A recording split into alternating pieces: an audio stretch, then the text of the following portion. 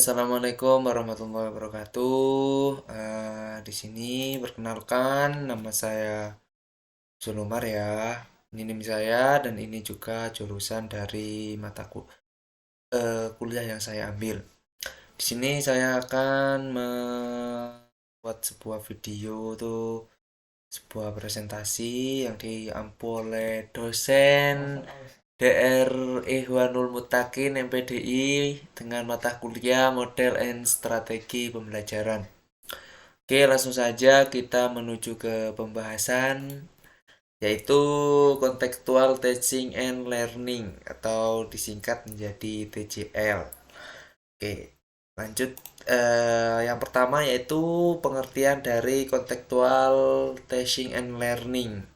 Contextual Teaching and Learning atau TCL dalam arti pembelajaran kontekstual yang dimaksud adalah suatu bentuk pembelajaran yang menekankan kepada proses keterlibatan peserta didik secara utuh, bahkan bukan hanya materi yang dipelajari, serta menghubungkan dengan situasi kehidupan nyata untuk kehidupan mereka, baik dalam lingkungan keluarga maupun lingkungan masyarakat, dengan tujuan untuk menemukan makna dari materi tersebut bagi kehidupannya. Model pembacaan TCL menekankan penggunaan hing order taking skill HOTS, transfer pengetahuan, mengkoneksikan pengetahuan dengan kehidupan nyata, mengumpulkan, menganalisis, membuat hipotesis, dan menghasilkan hal baru dari data yang ada, serta sistem penilaian yang memusatkan pada penilaian autentik esen yang didapat dari berbagai sumber dan pelaksanaannya terintegrasi dengan proses pembelajaran. Jadi untuk TCL adalah sebuah metode yang menggunakan materi terlebih dahulu yang dikaitkan dengan kehidupan nyata seperti itu. Oke, kita lanjut ke yang kedua yaitu karakteristik dan model pembelajaran TCL. Model pembelajaran kontekstual memiliki beberapa karakteristik khas yang membedakan dengan model pembelajaran yang lain.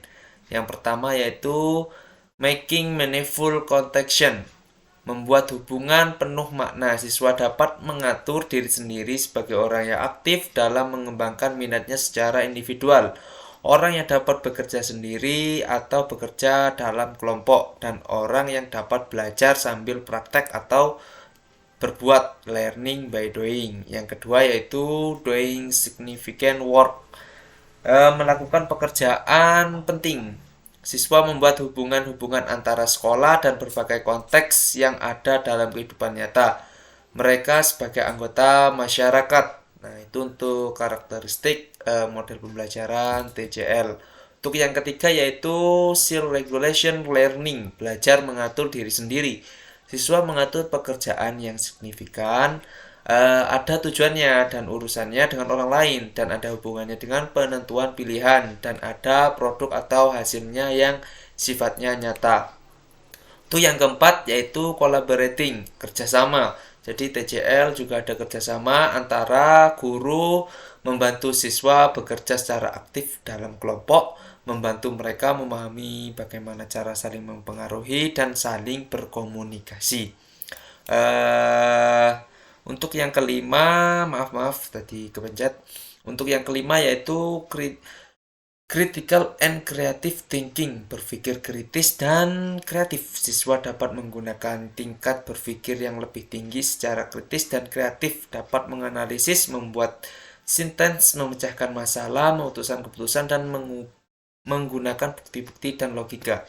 Untuk yang keenam yaitu nurturing the individual, memelihara individu. Siswa dapat memberi perhatian, harapan-harapan yang memotivasi dan memperkuat diri sendiri. Itu yang ketujuh yaitu reaching high standards, mencapai standar yang tinggi. Dan using authentic assessment, penggunaan penilaian sebenarnya. Siswa mengenal dan mencapai standar yang tinggi dengan mengidentifikasi tujuan dan motivasi siswa untuk mencapainya. Jadi itu dari 7 karakteristik dari pengembangan model pembelajaran TCL. Nah, untuk yang berikutnya yaitu tujuan pembelajaran TJL. Untuk yang pertama, tujuannya yaitu memotivasi peserta didik untuk memahami subjek yang mereka pelajari dengan menghubungkannya ke dalam situasi kehidupan nyata, sehingga mereka pun mempunyai pengetahuan atau keterampilan dalam merefleksi apa yang telah didapatkan untuk diaplikasikan ke permasalahan-permasalahan lainnya. Untuk yang kedua yaitu menjelaskan kepada peserta didik bahwa belajar bukan hanya sekedar menghafal materi, melainkan juga harus dipahami. Yang ketiga yaitu mengembangkan minat dan menambah pengalaman belajar para peserta didik. Untuk yang keempat yaitu melatih peserta didik untuk berpikir tingkat tinggi, hingga order taking skill, dan memanipulasi pengetahuannya untuk menemukan dan menciptakan hal-hal yang berguna bagi diri sendiri dan orang lain.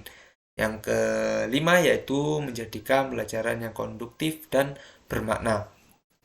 Dari itulah 5 tujuan dari pembelajaran CTL, Casing Taker of Learning. Untuk yang berikutnya yaitu komponen-komponen apa saja yang terdapat dalam model pembelajaran TCL. Yang pertama yaitu konstruktivisme. Konstruktivisme yaitu mengembangkan pikiran siswa untuk belajar lebih baik dengan bekerja secara mandiri, mengkonstruksi sendiri pengetahuan dan keterampilan barunya. Dua, menemukan inquiry. Inquiry merupakan proses belajar yang menekankan pada penemuan melalui pola berpikir secara sistematis, melalui perpindahan proses dari pengamatan menjadi pemahaman. Siswa dapat belajar dengan keterampilan berpikir kritis. Dalam hal ini, guru harus merencanakan situasi kondusif agar siswa belajar dengan prosedur mengenai masalah, menjawab pertanyaan menggunakan prosedur penelitian, dalam kurung integrasi, menyiapkan kerangka berpikir, hipotesis, dan menjelaskan yang relevan dengan pengalaman pada dunia nyata. Ketiga yaitu inclusion, merupakan salah satu komponen yang dapat mengembangkan sifat ingin tahu siswa dengan dialog interaktif oleh keseluruhan unsur yang terlibat dalam proses pembelajaran.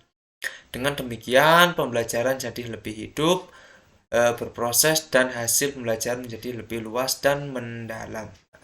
Itu untuk yang ketiga. Untuk yang keempat yaitu masyarakat belajar learning community. Learning community adalah pembelajaran yang didapat dari kolaborasi dari orang lain. Dalam belajar ini selalu dilaksanakan belajar secara berkelompok dengan anggota yang heterogen atau random. Siswa yang pandai akan mengajari yang lemah, siswa yang belum mengetahui, dan seterusnya dalam prakteknya. Terbentuk kelompok-kelompok kecil, kelompok besar, mendatangkan ahli ke kelas, berkolaborasi dengan kelas paralel, bekerja kelompok dengan kakak kelas, hingga berkolaborasi dengan masyarakat. Itulah yang keempat yaitu learning community. Itu yang kelima ya dari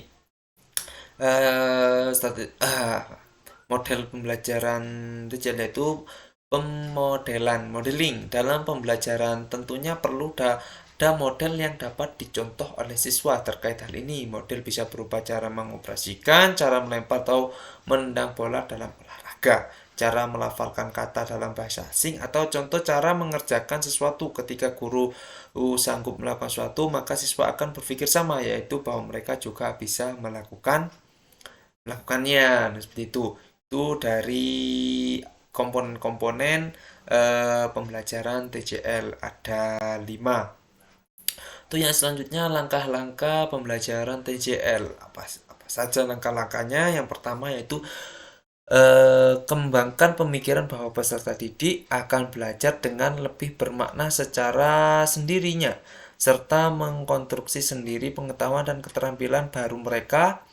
Yang kedua yaitu laksanakan sejauh mungkin inquiry untuk semua tema atau topik, kembangkan sifat ingin tahu siswa dengan bertanya, ciptakan masyarakat belajar dalam kelompok, hadirkan model sebagai contoh pembelajaran, lakukan refleksi di akhir pertemuan, lakukan penilaian sebenarnya dengan berbagai cara. Itu untuk langkah-langkah dari pembelajaran CTL. Yang berikutnya yaitu kelebihan dan kekurangan model pembelajaran CTL.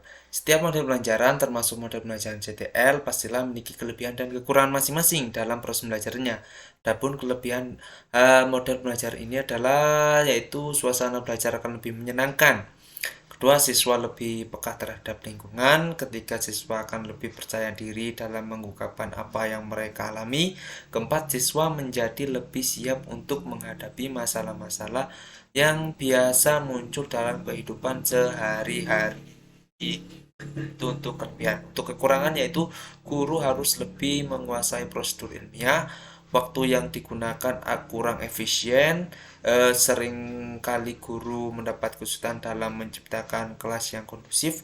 Yang kelima itu membutuhkan pengawasan ekstra karena umumnya siswa memiliki keinginan yang sangat besar. Nah, itu untuk kelebihan dan kekurangan model pembelajaran CTL ya. Untuk selanjutnya yaitu manfaat dari model pembelajaran CTL, yaitu pertama bermakna. Model pembelajaran TCL mengajak para siswa untuk menggunakan materi bahan ajar sebagai pengetahuan dalam konteks dunia nyata agar proses belajar menjadi lebih bermakna.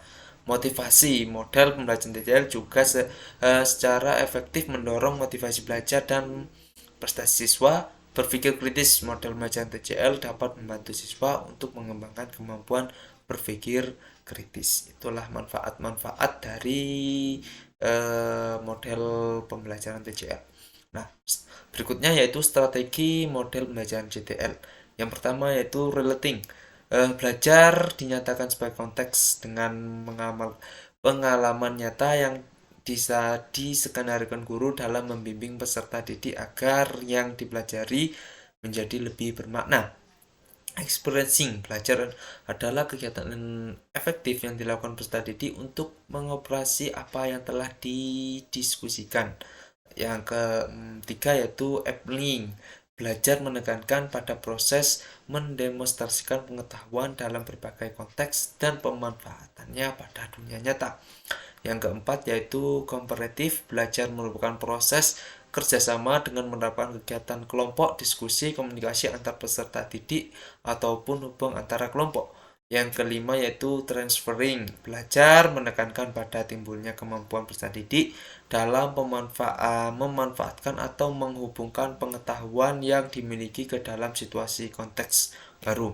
Nah, jadi itu yang bisa saya terangkan atau saya sampaikan di dalam video kali ini mengenai tentang model pembelajaran TCL. Apabila ada salah atau kata yang kurang dipaham, saya mohon maaf yang sebesar-besarnya karena saya masih belajar, masih banyak kekurangan. Itu saja dari saya. Wassalamualaikum warahmatullahi wabarakatuh.